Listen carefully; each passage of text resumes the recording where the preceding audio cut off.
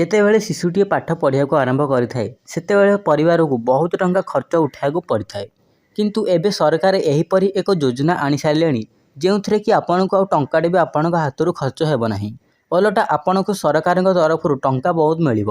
ପ୍ରଥମରୁ ଦଶମ ଶ୍ରେଣୀ ପର୍ଯ୍ୟନ୍ତ ଭିତରେ ଯଦି ଆପଣଙ୍କ ପିଲା ସରକାରୀ ସ୍କୁଲରେ ପାଠ ପଢ଼ୁଛି ତାହେଲେ ଆପଣଙ୍କ ପିଲାଙ୍କୁ ନିଶ୍ଚିନ୍ତ ଭାବରେ ଟଙ୍କା ମିଳିବ ପ୍ରଥମରୁ ଦଶମ ଶ୍ରେଣୀ ପର୍ଯ୍ୟନ୍ତ। ତ ତାହେଲେ କ'ଣ ଅଛି ଏହି ଯୋଜନା ଓ କିପରି ପାଇବେ ଆପଣଙ୍କ ଟଙ୍କା, ତାହେଲେ ଚାଲନ୍ତୁ ଜାଣିବା ଏହି ଭିଡ଼ିଓରେ। ଏବଂ ଆହୁରି ଏକ କଥା କହିଦେଉଛି, ଏହି ଯୋଜନା ପରେ ଆମେ ଆଲୋଚନା କରିଛୁ 5,000 ଟଙ୍କା ନିବେଶ କରିକି କିପରି ଭାବରେ ଆପଣ 50,000 ଟଙ୍କା ପାଇପାରିବେ। ୟା ପରେ ଏହି ନ୍ୟୁଜ୍ ମଧ୍ୟ କହିବୁ। ଚାଲନ୍ତୁ ଏବେ ଭିଡ଼ିଓରେ ଆଗକୁ ବଢ଼ିବା। କେନ୍ଦ୍ର ସରକାର ବାଳ ବିକାଶ ଯୋଜନା ମାଧ୍ୟମରେ ଶିଶୁ ଓ ସେମାନଙ୍କ ମାଆଙ୍କୁ ଅନେକ ପ୍ରକାର ସୁବିଧା ଯୋଗାଇ ଦେଉଛନ୍ତି। ଏହି ଯୋଜନାର ସୁଫଳ ଯେପରି ସାଧାରଣ ଜନତାଙ୍କ ପାଖରେ ପହଞ୍ଚି ପାରିବ ତାହାକୁ ଧ୍ୟାନ ରଖି କରିଛନ୍ତି ଆମ ସରକାର। ଏଥିପାଇଁ ବିଶେଷ ଭାବନା ଅଙ୍ଗନବାଡ଼ି କେନ୍ଦ୍ରଗୁଡ଼ିକ ସହାୟକ କରାଯାଇଅଛି। ଏହିପରି ନୂଆ ନୂଆ ଭିଡ଼ିଓ ଦେଖିବା ପାଇଁ ଆମ ଚ୍ୟାନେଲକୁ ଲାଇକ୍ ଏବଂ ସବସ୍କ୍ରାଇବ୍ କରିବା ପାଇଁ ଜମାରୁ ବି ଭୁଲିବେ ନାହିଁ। ଆଜିର ଛାତ୍ରଛାତ୍ରୀ କାଲିର ଦେଶର ଭବିଷ୍ୟତ ହେବେ। ତେଣୁ ଦେଶର ଭବିଷ୍ୟତ ସୁରକ୍ଷିତ ରଖିବାକୁ ଚାହୁଁଛନ୍ତି ଆମ ସରକାର। ଗରିବ ଶ୍ରେଣୀର ପରିବାର ପିଲାମାନେ ବେଳେବେଳେ ଓଳିଏ ଖାଇବାକୁ ପାଇବାକୁ ମୁସ୍କିଲ ହୋଇଯାଇଥାଏ। ଏହି ପରିସ୍ଥିତିରେ ସରକାରଙ୍କ ଏହି ଯୋଜନା ସେମାନଙ୍କୁ ଲାଭ ହୋଇପାରେ। ଏହି ଯୋଜନାର ନାମ ହେଉଛି ଅଙ୍ଗନବାଡ଼ି ଲାଭବତୀ ଯୋଜନା। 2024ର ଉଦ୍ଦେଶ୍ୟ ହେଉଛି ପ୍ରସୂତି ଓ ସେମାନଙ୍କ ପିଲାଙ୍କ ପାଇଁ ପୁଷ୍ଟିକର ଖାଦ୍ୟ ଯୋଗାଣ ନିଶ୍ଚିତ କରିବା। ଏହି ଯୋଜନା ଲାଭ ଉଠାଇବାକୁ ହେଲେ ମହିଳାମାନଙ୍କୁ ନିକଟସ୍ଥ ଅଙ୍ଗନବାଡ଼ି କେନ୍ଦ୍ରକୁ ଯାଇ ପଞ୍ଜୀକରଣ କରିବାକୁ ହେବ। ପିଲାଟିଏ ଜନ୍ମରୁ 6 ବର୍ଷ ଯାଏଁ ପ୍ରତି ମାସ 1,500 ଟଙ୍କା ଲେଖାଏଁ ସରକାର ଦେବେ ତାକୁ।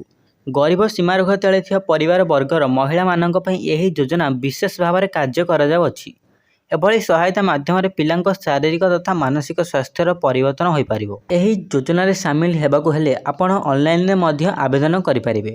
ଅନ୍ୟଥା ନିକଟସ୍ଥ ଅଙ୍ଗନବାଡ଼ି କେନ୍ଦ୍ର କିମ୍ବା ପଞ୍ଚାୟତ ଅଫିସ କିମ୍ବା ନିକଟସ୍ଥ ସରକାରୀ ଅଫିସରେ ସମସ୍ତ ସୂଚନା ପ୍ରାପ୍ତି ଏହି ଯୋଜନା ଲାଭ ଉଠାଇ ପାରିବେ। ଏବେ ଚାଲନ୍ତୁ ପରବର୍ତ୍ତୀ ଖବର ଉପରେ ନଜର ପକାଇବା। 5,000 ଟଙ୍କା ବାନ୍ଧି କିପରି ଆପଣ 50,000 ଟଙ୍କା ପର୍ଯ୍ୟନ୍ତ ଏକ ବର୍ଷରେ ପାଇପାରିବେ। SBI ବର୍ତ୍ତମାନ ସମୟରେ ଅଧିକାଂଶ ଲୋକ ଭବିଷ୍ୟତର ସୁରକ୍ଷିତ ରଖିବା ଉଦ୍ଦେଶ୍ୟରେ ନିବେଶ କରିବାକୁ ଚିନ୍ତା କରୁଛନ୍ତି। ତେବେ ନିବେଶ କେଉଁଠି କରିବା ଆବଶ୍ୟକ ଓ କିଭଳି ଭାବରେ ଏହାକୁ ନେଇ ବହୁତ ଲୋକ ଦ୍ୱନ୍ଦ୍ୱରେ ପଡ଼ିଯାଇଥାନ୍ତି। ଏବେ ଏହି ଦ୍ୱନ୍ଦ୍ୱ ଆପଣଙ୍କର ଆମେ କ୍ଲିୟର କରିଦେବୁ। SBI କିଛି ଲୋକ ଫିକ୍ସଡ ଡିପୋଜିଟରେ ନିବେଶ କରିବାକୁ ମନ ବଳାଉଥିବା ବେଳେ କିଛି ଲୋକ ପୋଷ୍ଟ ଅଫିସ ସ୍ମିଥରେ ନିବେଶ କରୁଛନ୍ତି। ତେବେ ବାସ୍ତବରେ ବର୍ତ୍ତମାନ ସମୟରେ ମ୍ୟୁଚୁଆଲ ଫଣ୍ଡ ନିବେଶ ସବୁଠାରୁ ଭଲ ଓ ସୁରକ୍ଷିତ ନିବେଶ ମନୁଅଛି। ତେବେ ଏଭଳି ନିବେଶ ମଧ୍ୟ ପ୍ରକାଶ ଭେଦ ଅଛି। ଏହା ବିଷୟରେ ଆସନ୍ତୁ ଜାଣିବା। ମ୍ୟୁଚୁଆଲ ଫଣ୍ଡରେ କେତେ ନିବେଶ କରିବା ଉଚିତ ଆବଶ୍ୟକ ତାହାକୁ ନେଇ ଅବଗତି ହେଲେ ନିବେଶ ସହଜ ହୋଇଯାଇଥାଏ। ପ୍ରାୟ 14 ବର୍ଷ ପୂର୍ବେ 2009ରେ ମ୍ୟୁଚୁଆଲ ଫଣ୍ଡ ନିବେଶ ବିଷୟରେ ଭାରତୀୟମାନେ ଜାଣିନଥିଲେ। ବର୍ତ୍ତମାନ ସମୟରେ SBI ମ୍ୟୁଚୁଆଲ ଫଣ୍ଡ ଉପରେ ବିଶ୍ୱାସ କରେ ଲୋକ, କାରଣ ଏହି ନିବେଶରେ ଅଧିକରୁ ଅଧିକ ଲୋକ ଲାଭ ପାଇପାରିବେ। ଭାରତର ପ୍ରତ୍ୟେକ ନାଗରିକ ଏହି ସ୍ମିଥର ଲାଭ ଉଠାଉଛନ୍ତି।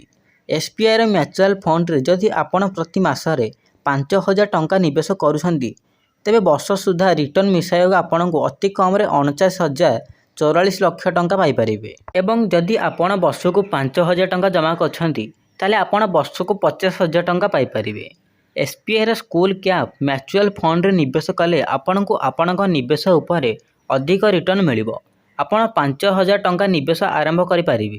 14 ବର୍ଷରେ ଅର୍ଥାତ୍ 168 ମାସ ନିବେଶ କଲେ ଆପଣଙ୍କୁ ମୋଟ ନିବେଶ ଟଙ୍କା 8.40 ଲକ୍ଷ ଟଙ୍କା ହେବ। ଯଦି ଆପଣ ଏହା 20 ବର୍ଷ ପାଇଁ କରନ୍ତି ତେବେ ଆପଣଙ୍କ ଶେଷରେ 1.37 କୋଟି ଟଙ୍କା ଲାଭ ପାଇପାରିବେ।